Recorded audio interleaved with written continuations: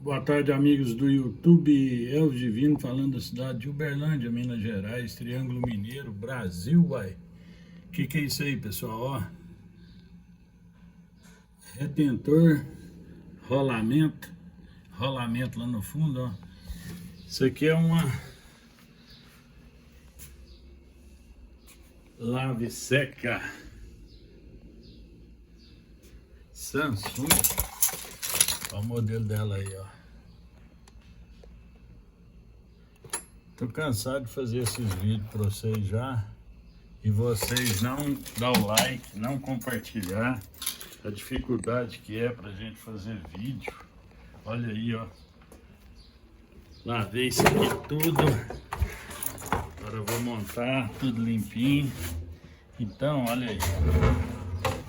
Só a lave seca tá fazendo barulho na hora de centrifugar ou até mesmo de bater.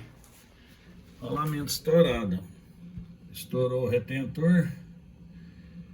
Daí estoura o mecanismo, né? Rolamento, retentor superior aqui, ó, da frente e o lado de trás, ó. O que acontece? A máquina fica fazendo muito barulho para centrifugar. Fica parecendo um helicóptero. Então é isso aí, pessoal. Deixa o like é importante para quem cria conteúdo. Se inscreva no canal, compartilhe esse vídeo. Dá um joinha aí, ó, simplesinho, gente. Isso ajuda demais a gente que produz conteúdo para o YouTube. Que o Senhor nos abençoe para todos, sempre que assim seja. Amém.